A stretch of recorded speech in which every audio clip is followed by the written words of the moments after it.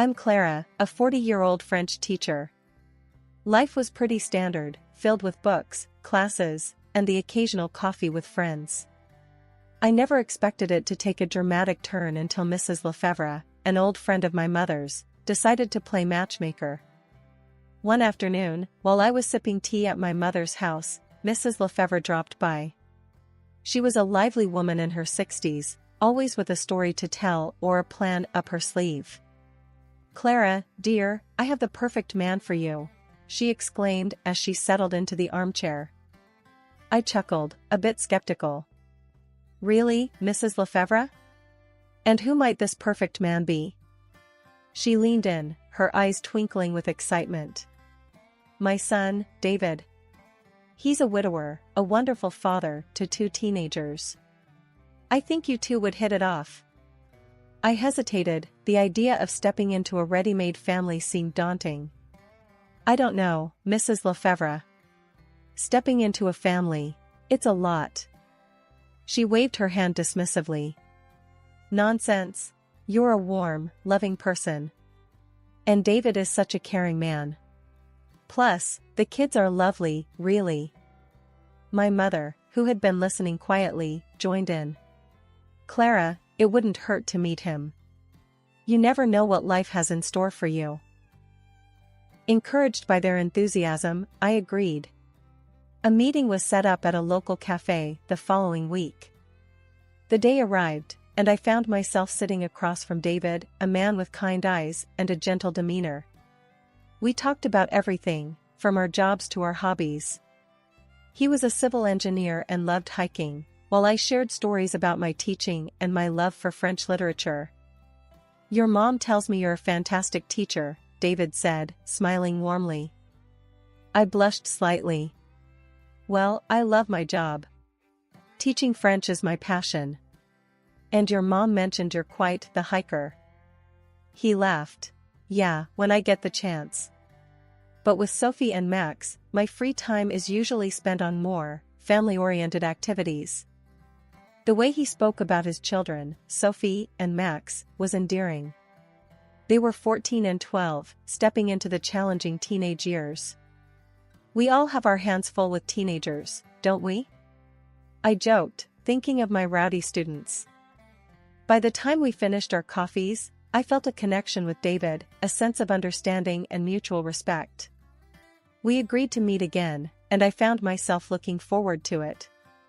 After David and I got married, life settled into a comfortable routine that I cherished deeply.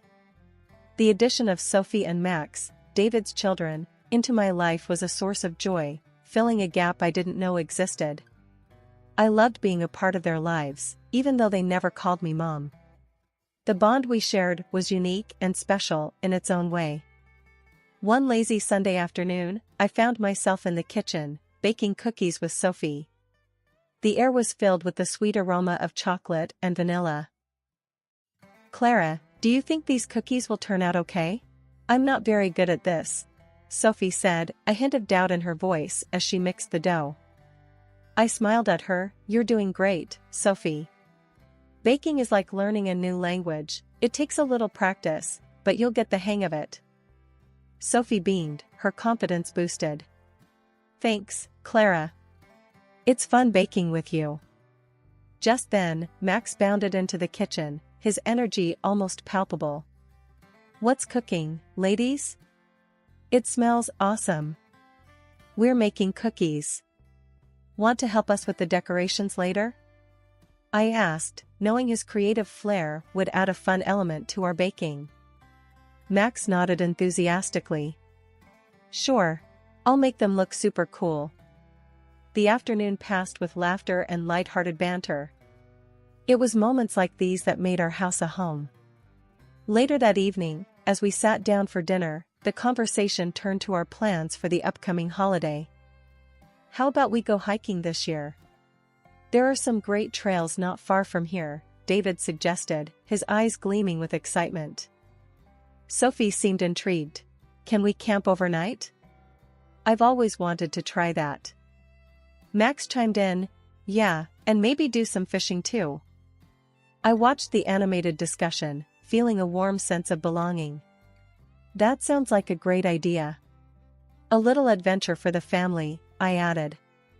David reached across the table, giving my hand a gentle squeeze. Thanks for being so open to this, Clara.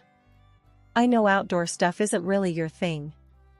I laughed. Well, I might not be the outdoorsy type, but I'm definitely up for new experiences. Especially with you all.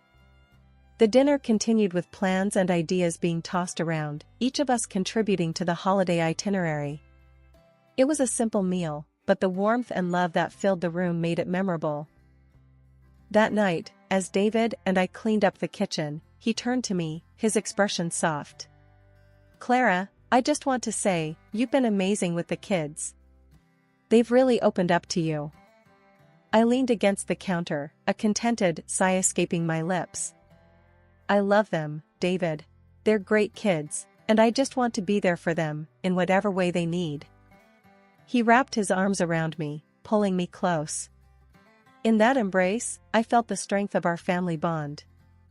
It was a bond that had grown over shared experiences, mutual respect, and love. I went to bed that night feeling grateful and fulfilled. Shortly after our wedding, David's mother, Mrs. Lefevre, suffered a stroke that left her paralyzed. In the blink of an eye, our lives changed drastically. I took on the responsibility of caring for her, balancing this new role with my job as a French teacher and managing household chores. These were challenging times, but I found solace in providing comfort to someone who had welcomed me with open arms into their family. Years passed, and Mrs. Lefevre's health continued to decline. Then, one fateful morning, she passed away. The loss hit me harder than I expected. She had become like a second mother to me.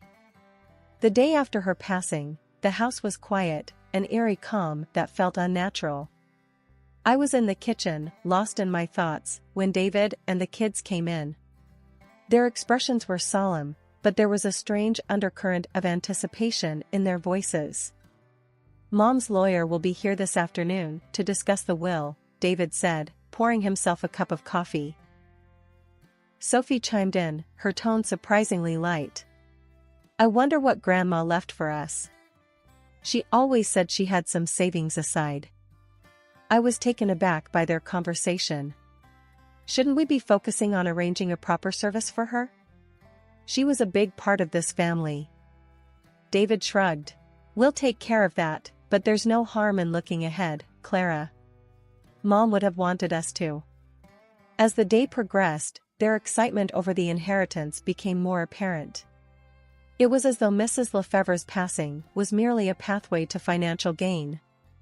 I couldn't help but feel disturbed by this blatant display of greed. That evening, after the lawyer's visit, David and the kids gathered in the living room, eagerly discussing the inheritance. I stood at the doorway, listening to them. So, we're getting a good amount, then? Max asked, his eyes gleaming. David nodded. Yes, enough to make some significant changes around here. Sophie's laughter filled the room. Finally, I can get that new laptop I wanted. I stepped into the room, unable to contain my disappointment. Is this really what's important right now? Your mother just passed away. David looked at me, his expression cold. Clara, you wouldn't understand. This is family stuff. I felt a sting at his words. I cared for your mother for years, David. How can you say I wouldn't understand? He scoffed, turning away.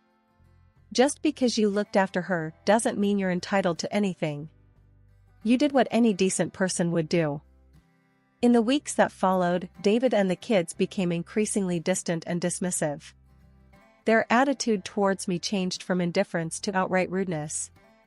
David's remarks became more cutting, and the children, following his lead, treated me with a lack of respect that I had never experienced before. One evening, as I was setting the dinner table, David walked in, his face stern. Clara, you need to step up your game around here. The house has been a mess lately. I looked around, bewildered. The house was as tidy as it always was. I've been doing my best, David. I don't understand what's changed. He shrugged, his voice harsh. Just saying, you could do better. After all, it's not like you're contributing much else around here. I felt a lump form in my throat. The man I had married, the family I had embraced, were now treating me like an outsider, an unwelcome burden. The shift in my family's demeanor after Mrs. Lefevre's passing wasn't gradual, but a sudden plunge into a cold, unfeeling world. David and the children's behavior towards me transformed overnight from distant to openly hostile. Every day brought a new barrage of insults and nagging, and I was treated less like a family member and more like an unwelcome servant. One particularly harsh evening, as I was setting the table for dinner, David entered the kitchen, his face twisted in a sneer. "Clara, why is dinner not ready yet? You really can't do anything right, can you?" Stunned by his harsh tone, I replied, trying to keep my composure, "I'm doing the best I can, David. Dinner will be ready in a few minutes." He scoffed, looking around with disdain. "You know, I only tolerated you because you were useful, taking care of my mother and the kids. But now? You're just a burden." His words cut through me like a knife. I stood there, the plates in my hand feeling heavier than ever. Sophie walked in, her voice dripping with contempt. "Yeah, Clara, you should be grateful we even let you stay here. You're just a scary, old, and useless woman." Max, not to be outdone by his sister, chimed in mockingly, "Yeah, who would want you around? You're like a ghost haunting this house." Every word was a blow to my spirit. I had dedicated years of my life to this family, caring for them as my own, only to be reduced to this pitiful state. I served dinner in silence, their cruel laughter and jibes echoing around me. That night, as I lay in my bed, the day's events replayed in my mind. David's cruel declaration that I was nothing more than a now useless caretaker, Sophie's and Max's hurtful comments, it all hammered home the painful reality that the family I had loved and cared for saw me as nothing more than an expendable servant. The following days were no better. Every task I did was met with criticism and disdain. I was constantly reminded of my place in the household, a place that seemed to have no respect or kindness. One afternoon, as I was cleaning the living room, David walked in with a look of annoyance. "Clara, have you seen my blue tie? I can't seem to find it anywhere." "I washed and hung it in your closet yesterday, David," I responded, trying to keep my voice steady. "Well, it's not there now. Can't you do anything right? You're just taking up space in this house," he snapped, storming off. I finished my cleaning, each sweep of the broom feeling heavier with the burden of his words. The home I once cherished now felt like a prison, filled with contempt and scorn. Living in a constant state of belittlement and disrespect had taken its toll on me. Each day in David's house was a battle against his and the children's growing cruelty. I began to contemplate the painful decision of leaving, but my worsening leg pain and the lack of financial resources made me feel trapped. One chilly morning, as I limped around the kitchen, preparing breakfast, David stormed in, his face twisted in annoyance. "Clara, why is everything taking so long? You're moving like a snail." I tried to hide my pain. "My legs aren't what they used to be, David. I'm moving as fast as I can." He rolled his eyes. "Excuses, always excuses. You're just a burden, you know that?" The words stung, but I remained silent, focusing on setting the breakfast table. Sophie and Max entered the kitchen, their expressions mirroring their father's impatience. "Ugh, why do we always have to wait for Clara? She's useless," Sophie muttered, sitting down with a huff. Max didn't bother to hide his disdain. "Yeah, if she can't even make breakfast properly, what good is she?" I served them breakfast, each word from them like a dagger to my heart. As they ate, I sat down at the far end of the table, my appetite gone. After breakfast, I retreated to my room, the pain in my legs growing with each step. The lack of empathy and the constant insults from David and the kids were unbearable. I sat on the edge of my bed, the reality of my situation sinking in. I needed to leave, but I was scared and unsure of how to proceed. Later that day, I mustered the courage to speak to David.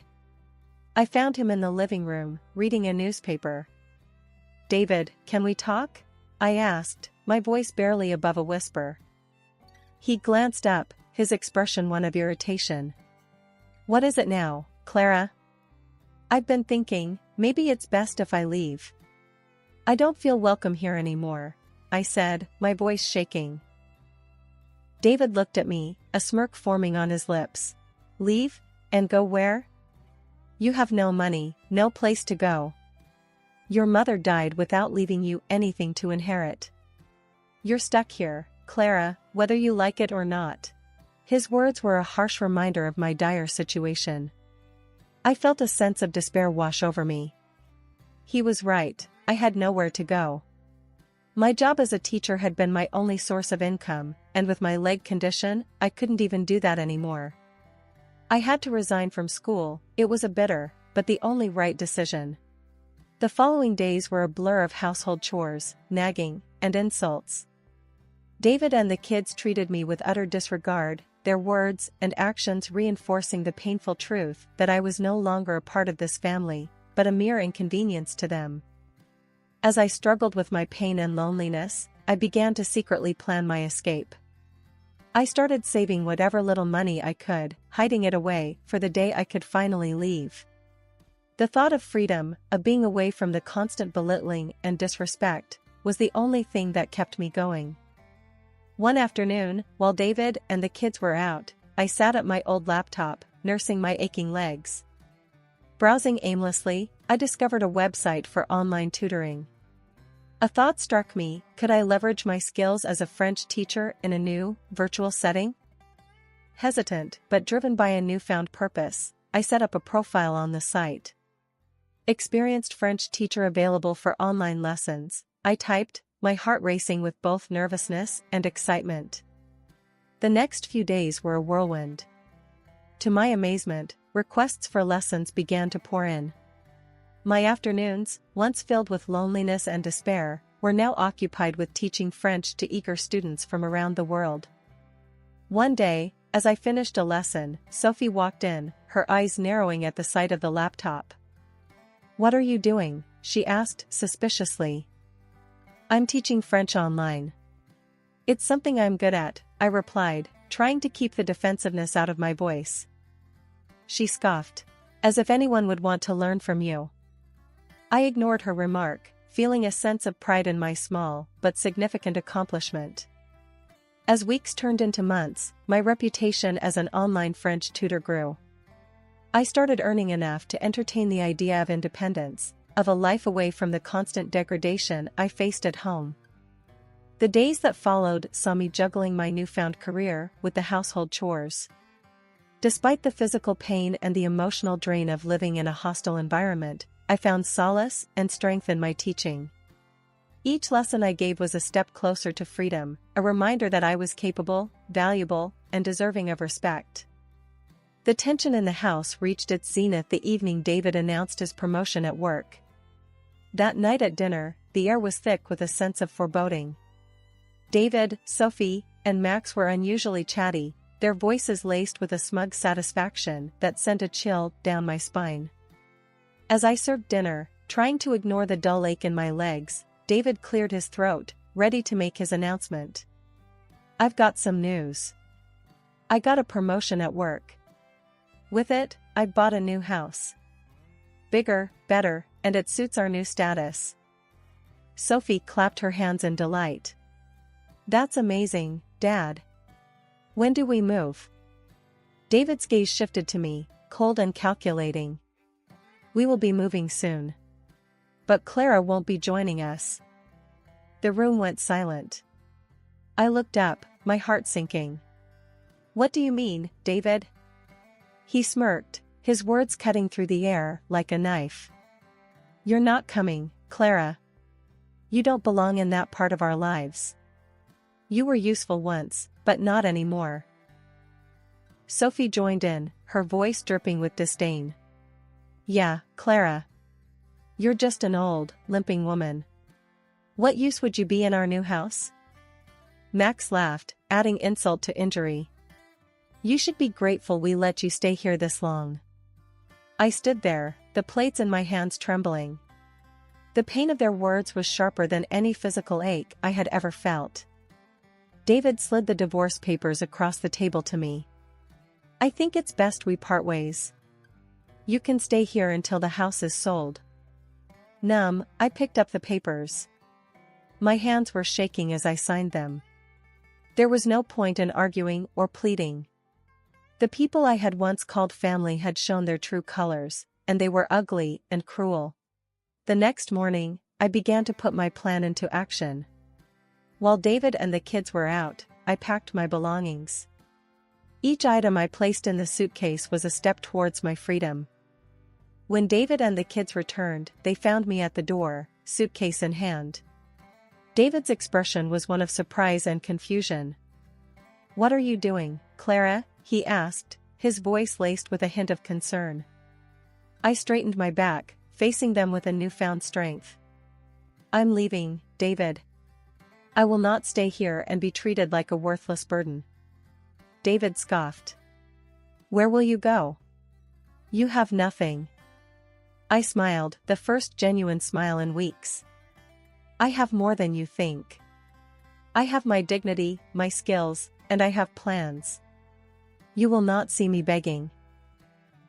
In my rented apartment, a modest but serene space, I was rebuilding my life, one online French lesson at a time. The freedom and tranquility here were in stark contrast to the oppressive atmosphere I had escaped from. One evening, as I was reviewing lesson plans, my phone erupted with the frantic ringing of a call from David. His voice, laced with panic and anger, filled the room. "Clara, what the hell have you done? Sending those recordings to my boss? Do you have any idea what you've caused?" he bellowed, the sound of his fury resonating through the phone. I leaned back in my chair, a smirk playing on my lips.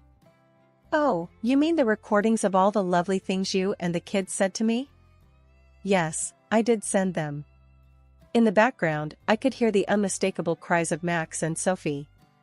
"Tell her to fix this, Dad. She's ruined everything." David's voice cracked with desperation. "Clara, please. Because of those recordings, I'd been demoted. I can't afford the mortgage on the new house. You have to help us."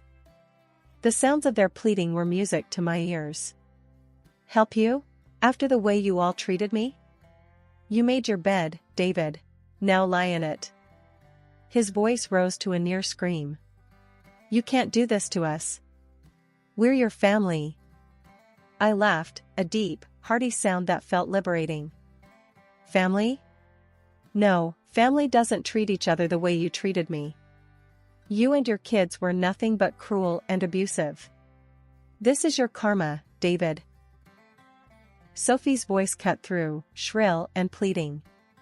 "Clara, please. We didn't mean any of it. We'll change, I swear."